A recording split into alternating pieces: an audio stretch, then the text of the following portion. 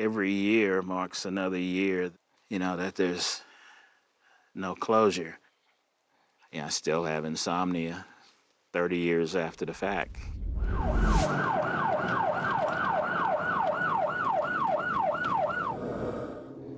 I wish I'd solved the crime for the families. We tried. This is the, I can't believe it's yogurt. I was a cop for 32 years at Austin PD.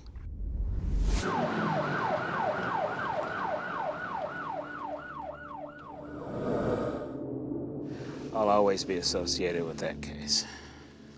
There's no getting away from that. I just hope one of these days we can put this thing to bed. Jonesy? Yeah.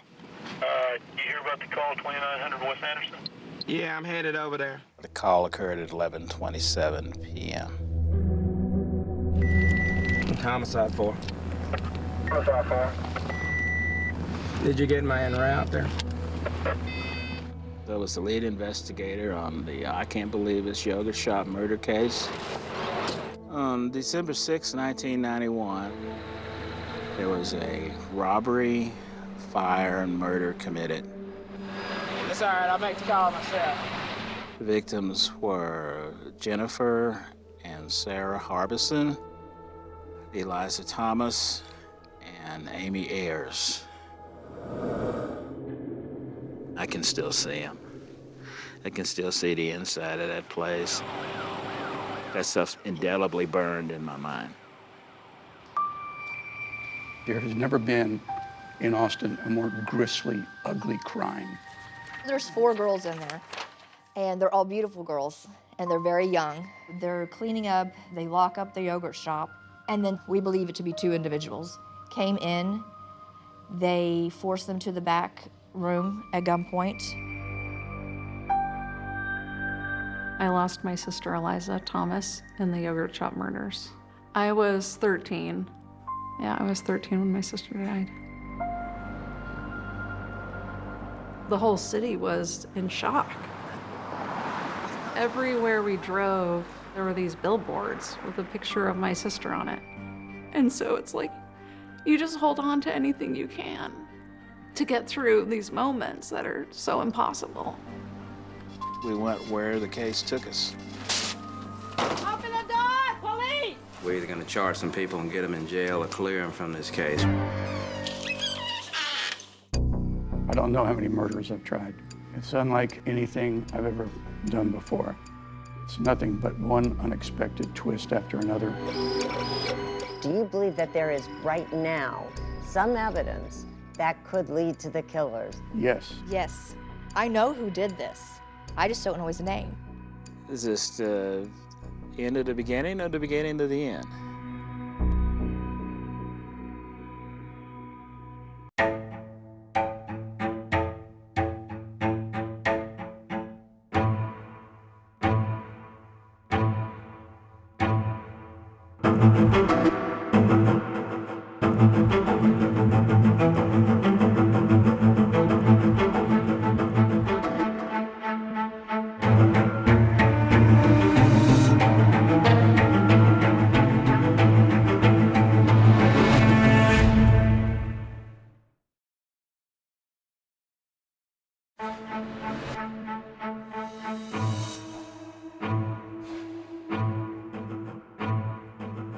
So what is all of this here?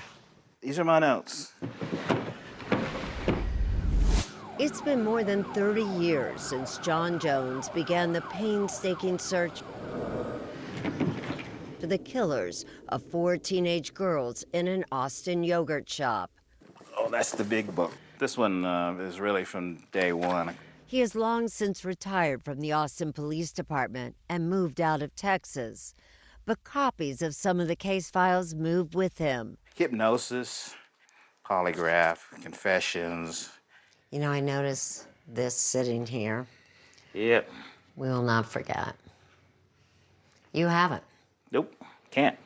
The images of December 6, 1991 remain all too vivid. I can definitely still see it. What do y'all got out there? I'm in route, Airport 35. Inside of fire, so we got fire inside of business. It started with that call from dispatch. Okay, I'm copying the fire part you cut out on the first part of that, though. To go to a scene of a fire that would turn into something far worse. Yeah, apparently a robbery homicide is 3 fatalities. Last 10-4, we're en route.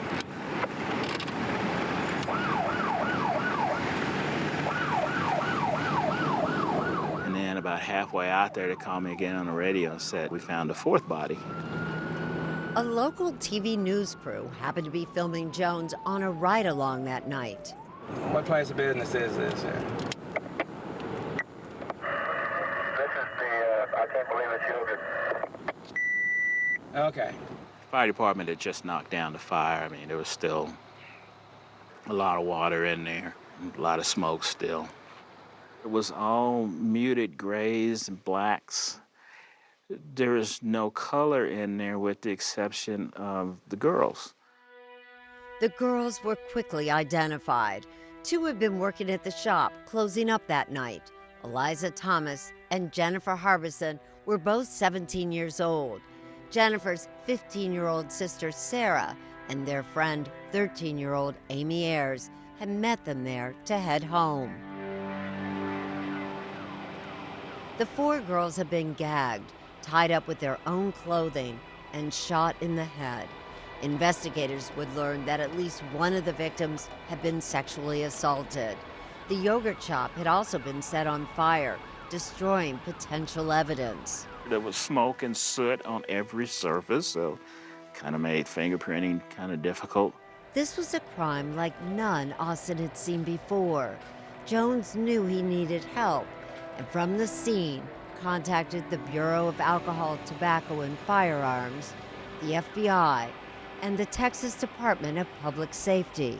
As soon as we knew what type of guns we were looking for, that information went out nationwide. Gunshot wounds showed 2 different types of guns were used, leading investigators to believe that there were at least 2 killers on the loose. What were the 2 guns? A .380 and a .22. And we recovered all of the rounds. The weapons, though, were not found, and a task force worked to come up with potential suspects. They were from all spectrums. I mean, we looked at everybody from family members to drifters. And while police tracked down leads, the families and the city of Austin grieved. The Harbison family lost their only children, daughters Jennifer, a hard-working high school senior, and Sarah, who was enjoying sports and clubs as a high school freshman. Their mother, Barbara, spoke with us in 1992. My life was sort of focused around them from here until eternity. Someone took eternity away from me. I lost my daughter. I lost my first dance. Bob Ayers is the father of the youngest victim, Amy, a country girl with a love for animals. I want to see her graduate. I want to see her become a veterinarian. She was a daddy's girl. I remember the shock. Sonora Thomas, 13 years old when her only sibling Eliza was murdered, had a hard time dealing with the loss of the sister she looked up to. I remember fantasizing for days that my sister had somehow escaped and run away and that she was going to come back. And so that's what I was kind of holding on to. Her parents struggled as well. My family never talked about my sister after she died. Never? No. It's too painful. Sonora did as best she could, picking up some pieces of her sister's life. Eliza, an animal lover, had a pig she planned to enter in a livestock show. Just a few months after the murders, Sonora took over those duties. Third place, Sonora Thomas. While Sonora may have seemed to be coping, the reality, she says, was far different. You had to grow up quickly. Very quickly. I would say I fell apart under that pressure. We knew they were hurting because, you know, we were hurting too. Here you go, open your little mouth. Jones, a parent himself, felt the family's grief. He promised to do all he could to help them. We told them what we could, and I assured them that we would keep them apprised as to everything that was happening, and we did. Jones also made a pledge to the families involving the shirt he wore on the night of the murders. I kind of made a promise to them. The next time they saw me with that green and white shirt on, that was a signal to them that, you know, we knew who did it. And Jones seemed assured they would find the killers. You know, we stayed in constant contact with the behavioral science unit at the FBI in Quantico. They said that I should, as the face of the investigation, project an air of confidence that would cause the bad guy to shiver in his boots. So look in the camera and be confident. And when we followed him working the case in 1992, he did just that. You know, let me just say this, whoever you are out there, you're gonna be mine one of these days. Where you at? Okay. Right here. But trying to figure that out was daunting. 342 people that have been listed as suspect. But we're looking at pages and pages of suspects here. One of those early suspects was a teenager named Maurice Pierce. He was arrested 8 days after the murders at a mall near the yogurt shop, carrying a .22 caliber gun, the type used in the murders. The .22s were unmatchable. So you can't say it wasn't his gun, No, but there was no way to to prove match that it. it was his gun. He gave a statement. Matter of fact, I took his statement, and he implicated 3 other boys. Jones says Maurice Pierce claimed that he was driving a getaway car and that 3 acquaintances, Forrest Wellborn, Michael Scott, and Robert Springsteen, were involved in the murders. But Pierce's story began to fall apart. It started to crater when we wired him up to go talk to Forrest. And we were listening in on the wire, and it was pretty obvious Forrest didn't know what Maurice was talking about. And when Wellborn, Scott, and Springsteen were brought in for questioning, they too denied any involvement. It was decided there was just not enough evidence to charge them. Stop right here, right here.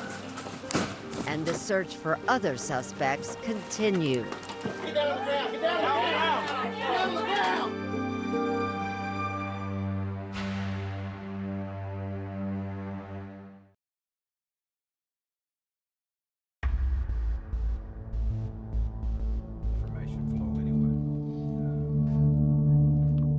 Two months after the yogurt shop murders, with no viable suspects, police were chasing leads, no matter where it took them. They're into vampires, the occult, graveyard rats. The task force became aware of a counterculture type group of local residents known to be into the supernatural. They go out and dance and take pictures on tombstones. And investigators began to hear that this group might be connected to something far more serious. The tips were that they were talking about murders. Talking about the yogurt shop murders. The yogurt shop murders, yes. There was one woman in particular whose name kept coming up in connection with these tips. She got stopped at Oakwood Cemetery. The task force planned a raid on her home, My computer. hoping to see if any evidence might be found there. Stop right here, right here. Unlock the door! Police! Okay, police off! Police off! Get down on the ground! Get down on the ground! Police! It was creepy in there. All that stuff back there. But as it turns out, a lot of that stuff was rat bones and theatrical parts. But it was a good lead, so we finally figured out that they're just living a make-believe life. Just Sergeant Huckabee out to task force. The raid may have been a bust, but it wasn't long before the task force had its eyes on another person of interest. This sketch shows a man that multiple eyewitnesses told police they saw sitting in a car outside the yogurt shop on the night of the murders. And it was somebody we really wanted to talk to. So we put it out there. And the response they got came from an unexpected source. A couple of other investigators from the sex crimes unit came up and go, "We have a sketch that looks just like that." 3 weeks before the yogurt shop murders, a young woman in Austin had been kidnapped and sexually assaulted. Police had released this sketch of 3 men wanted in connection with that crime.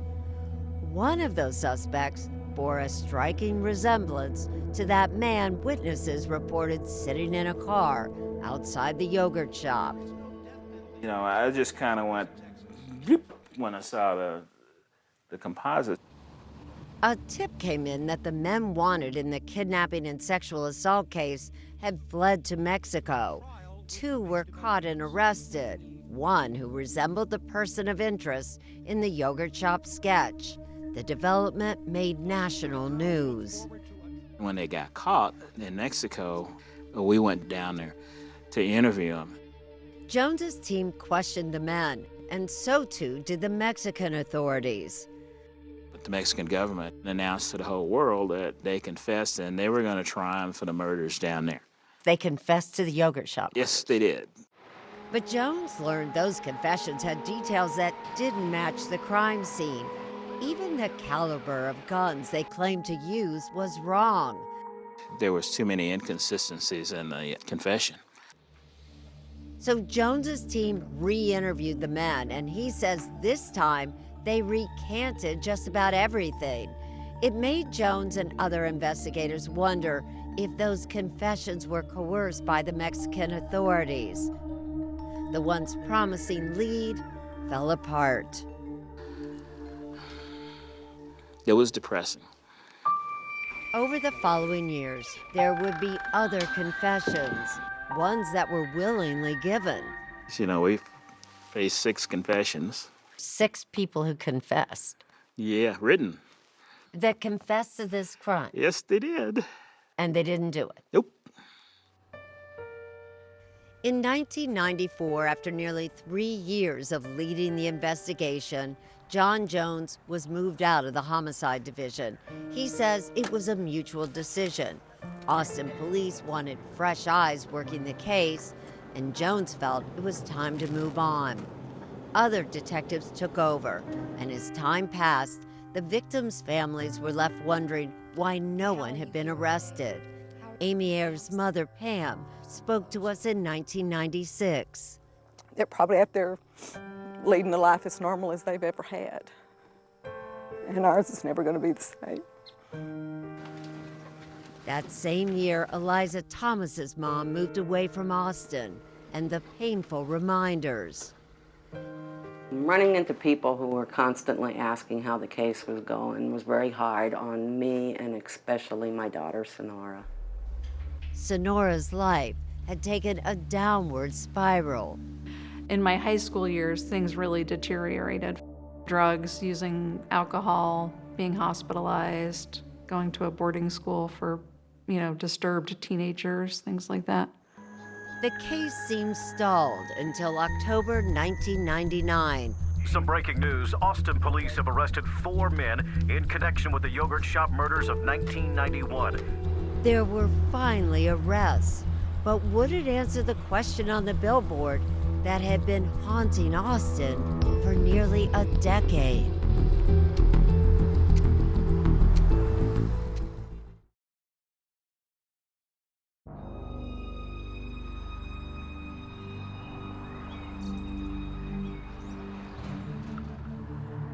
After nearly 8 years, Austinites are getting some answers in the case of the yogurt shop murders.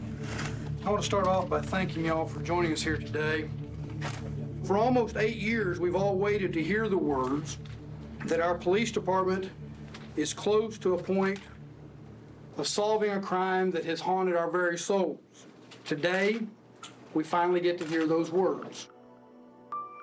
When 4 men were arrested in the fall of 1999 for the yogurt shop murders, relief was felt citywide.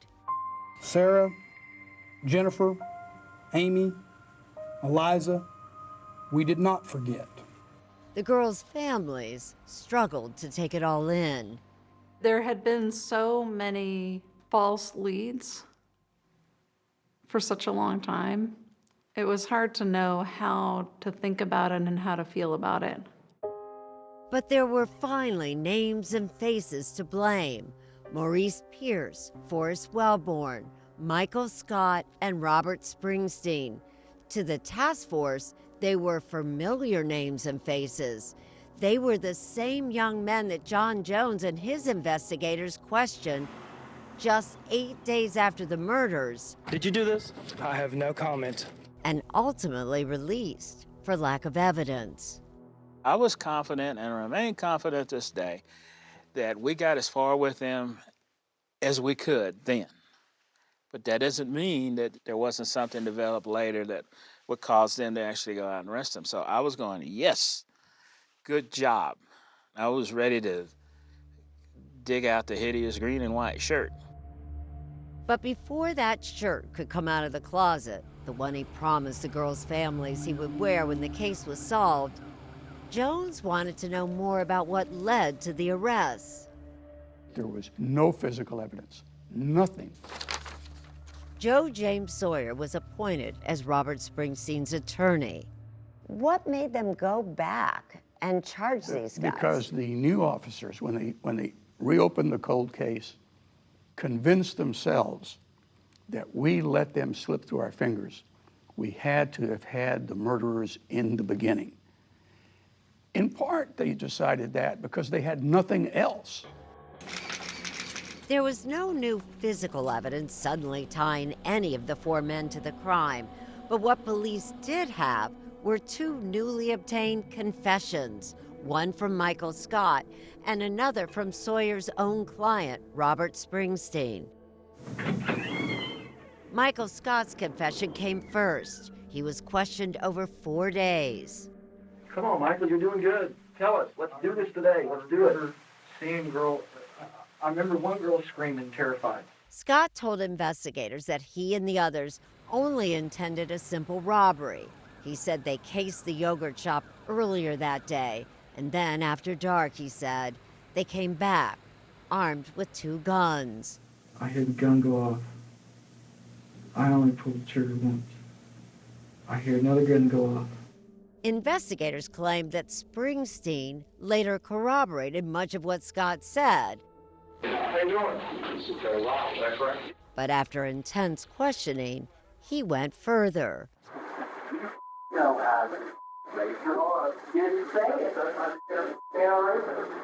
Springsteen told them he shot one girl and raped her. He was so tired of this. He'd already been questioned. He'd already been through that mill. And he thought, you know what? I'll tell you any damn thing you want. Sawyer maintains his client is innocent and says the confession was coerced. In 2009, Robert Springsteen explained to 48 Hours why he would admit to doing something so horrible, something he says he didn't do. I was berated and berated and berated by the police officers until they obtained what it was they wanted to hear. They were not going to allow me to leave. And I basically, they broke me down. Let me just ask you, did you have anything to do No, with I the did murders not. at the yogurt shop? No, never. Even though Joe James Sawyer didn't have Michael Scott as his client, he says he has serious concerns about his confession too. Is that the gun you shot somebody with, Mike? I don't. Is that the gun you walked up behind somebody with and shot in the head? I frankly couldn't believe it. They terrorized him, and he was afraid to say no. Forrest Wellborn denied having anything to do with the murders, but police were convinced he was the lookout that night, and Michael Scott placed him at the scene. Hi, I'm Erin Moriarty with CBS. I spoke to Wellborn in 1999 in jail shortly after his arrest. Were you there that night? No, Were you there as a lookout? no. I mean, that's it. You had nothing to do with this. Nothing at all. Wellborn had been questioned multiple times by investigators over the years, and he never wavered. He, like the others, first came on police radar when in 1991, just days after the murders, Maurice Pierce had been caught with that .22 caliber gun at the mall near the yogurt shop. Pierce told the detectives back then that he had given the handgun to Wellborn and that it had been used in the yogurt shop murders. Why would he say that? I don't know. Wellborn has always maintained his innocence, despite pressure from the police. They'll get right in my face and, tell me everything I said was a lie. Remember, false confessions in this case were nothing new. Jones said that 6 written false confessions were obtained when he was in charge. So when he learned that the 2 confessions were all the new investigators seemed to have, it gave him pause. I go, well, maybe I shouldn't get that shirt out just yet. It wasn't long before the case against the men began crumbling. Charges against Forrest Wellborn were dismissed after 2 grand juries failed to indict him. And later on, charges were dropped against Maurice Pierce for lack of evidence. Everything fell apart except the cases against Michael Scott and Robert Springsteen. And with Scott and Springsteen's confessions, the victims' families felt prosecutors had a strong case. These young men have been implicated and they have confessed and they can withdraw it, but the truth is they actually were there and they actually did the murders.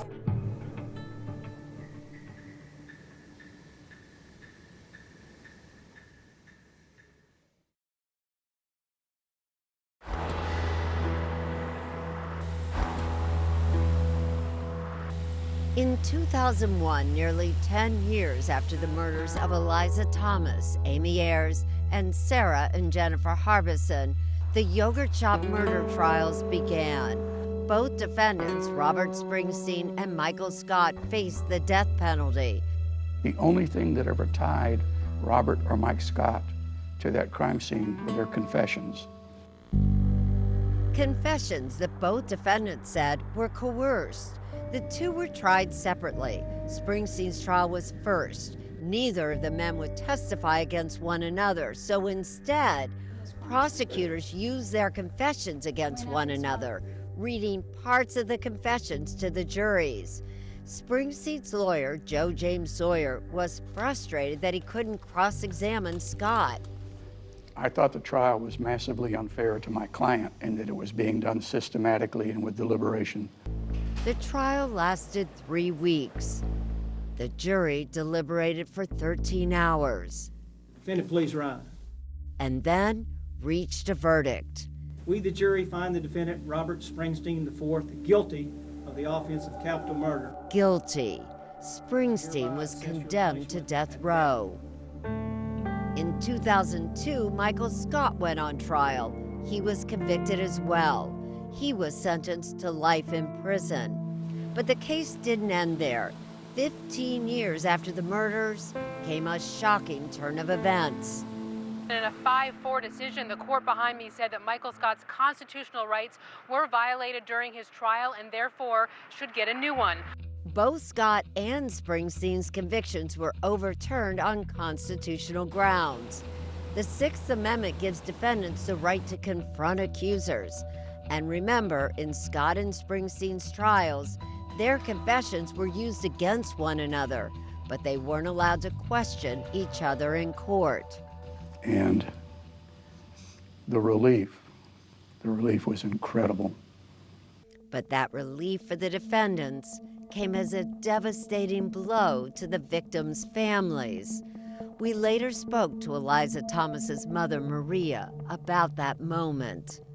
Every time I hear those words, that their rights were violated, I just feel like I'm gonna go insane. Their rights are violated. Our girls were murdered. It ruins your sense of fairness. It ruins your sense of that we live in a just world. Even though their convictions were overturned, Scott and Springsteen were not released. A new district attorney, Rosemary Lemberg, was determined to retry them.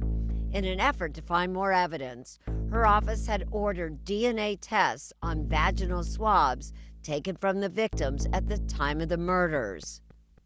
It's called YSTR testing and was fairly new in 2009 when we spoke with DA Lemberg. This technology searches for male DNA only. A partial male DNA profile was obtained from one of the victims believed to have been sexually assaulted, and no one expected what it would reveal. Does that DNA match any of the 4 young men who were originally accused and 2 of them who've been convicted? It does not. The DNA did not match any of the original 4 suspects, including Scott and Springsteen. And that's significant because Springsteen, in that confession he said was coerced, told investigators he raped one of the girls. Cece Moore is a DNA expert and genetic genealogist whom we asked about the case and the role of YSTR DNA in criminal cases. It is a tool that can eliminate almost everyone. It should eliminate everybody but the suspect. If their YSTR does not match, they did not contribute that. Because where that DNA was found, yes, in this case, it's very important. The district attorney was focused on finding the source of that DNA. She wondered if Springsteen and Scott had another partner. I remain really confident that both Springsteen and Scott were responsible for killing those poor girls. But in 2009, with no matches on that DNA, Lemberg dropped charges against Springsteen and Scott. After nearly 10 years behind bars, they were released but not exonerated, leaving open the possibility they could be retried at a later time. This was a difficult decision and one I'd rather not have to make. The question remained, though, whose DNA was it? I know who it is. The killers. You're convinced that that is a certain truth. Amber Fairley was part of both Scott and Springsteen's defense teams. She came up with a theory that the mystery DNA might belong instead to 2 never-identified men who witnesses reported seen sitting in the yogurt shop just before it closed. Those 2 men were described wearing fatigued-colored jackets. They were very slouched over, whispering, it was a very close conversation in a booth. Officials tried to track down those 2 men as well as the source of the DNA. And then in 2017, an Austin police investigator searched a public online DNA database to see if he could get a hit. And unbelievably, he did. I thought, my God, we actually have a chance, a shot to solve this crime after so many years.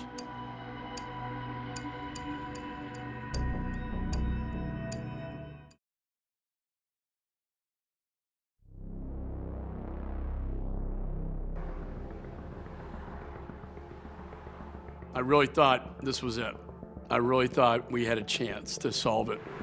U.S. Congressman Michael McCall, like so many others from Austin, hoped that the recently uncovered DNA in the yogurt shop murder case might finally bring answers to the victims' families. We'll never forget that tragic day. It's stained in my memory. 25 years after the murders, the Austin Police Department went searching for a match to the YSTR DNA that had been found on the yogurt shop victim believed to have been sexually assaulted. And in 2017, they got a break. On a public DNA database used for population studies, investigators thought they had found a match. I've seen DNA prove homicide cases. The DNA evidence is really the key here. But that sample from the crime scene was not a complete DNA profile. It was just YSTR, the male portion of DNA, and it was not a very detailed sample, having just 16 markers. 16 STRs is not a very powerful match. There could be millions of people with that same profile. So in genetic genealogy, we usually use 67 or 111 markers, or maybe even more. But isn't it a place to start? It is. It's not absolute, but if there's nothing else to work with, it is certainly something to look into.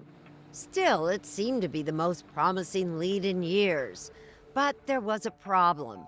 The seemingly matching sample on the public database had been submitted anonymously by the FBI. That meant it came from a federally convicted offender, arrestee, or detainee, but had no name attached to it. When Austin authorities tried to get that name, the FBI would not provide it, citing privacy laws. There are some restrictions on privacy, so it gets into some very sort of, dicey issues. Frustrated, officials reached out to Congressman McCall for help. And so I pressed the FBI very hard. Finally, in early 2020, the FBI agreed to work with the Austin Police Department to see if further testing could be done on that YSDR DNA from the crime scene. I was very excited about it. The idea that we could bring this case to closure for the families and bring those responsible to justice. More advanced testing came up with additional markers, 25 instead of the original 16. But as so often happened in this case, what seemed so promising turned into disappointment. Some of the additional markers did not match the FBI sample. In other words, what seemed to be a match was not. In a letter to Congressman McCall, the FBI explained the new results, quote, conclusively exclude the male donor of the FBI sample. As such, the FBI YSDR profile is not an investigative lead. And that was the greatest disappointment because we really thought we had it. If it didn't match that individual, doesn't it still mean there's somebody out there? This DNA belongs to somebody, right? It does. It does. And that's why we're not going to rest till we find the match. How important, then, is this DNA profile that exists to solving this case? I mean, it's everything. With DNA research advancing so quickly, there's real hope that one day that sample of DNA obtained 30 years ago may finally solve this case. Still, it will not erase the pain or the loss of lives. Every year that goes by, I get farther and farther away from my sister. And I worry about losing memories. Sonora Thomas struggled for years with panic attacks and physical pain until, with the help of therapy, she realized it was connected to the murder of her sister Eliza. With a unique understanding of what trauma victims experience, Sonora wanted to help others like her and became a therapist. There's so many moments, when your heart is open, you're joyful, but there's also this loss that's always accompanying your life. Sonora found it helpful to look for ways to remember Eliza. When we got married, we have flower and an empty chair at our ceremony, and my sister was mentioned. Compounding Sonora's pain, her mother died in 2015. Maria Thomas passed away with so many unresolved questions about the murder of her daughter. There is a kind of torture that continues by the fact that it's unsolved and it's ongoing. It's always there. John Jones is still haunted by the fact that the case is unsolved and by what he saw that gruesome night. He has suffered from PTSD through the years. I had completely shut down to where all my energy was directed at the case. It took a toll on you, didn't it, John? Even 30 years afterwards? Well, yeah, it would on anybody, I think. Not as much as the families, you understand. I know.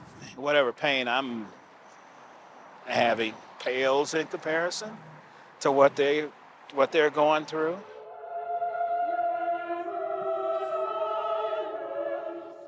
These days, Jones finds solace singing in his church choir.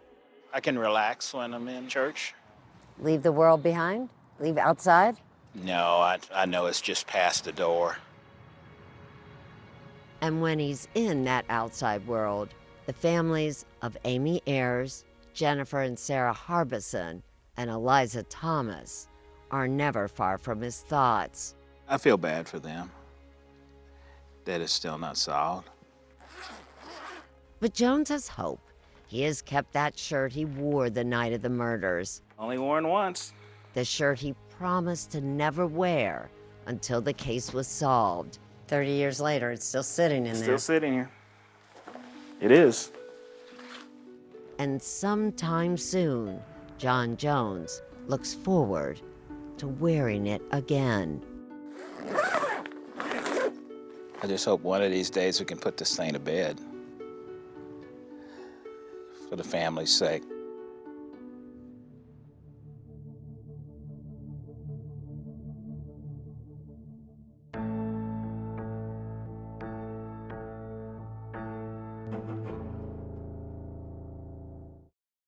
Nearly 5 decades ago, the son of Sam terrorized New York City. He struck again over the weekend. In a rare prison interview, What would you tell 23-year-old David Berkowitz today? the serial killer reveals what drove him to murder. You wouldn't understand what it was to walk in darkness. 48 Hours, Son of Sam, The Killer Speaks, next on CBS and streaming on Paramount+.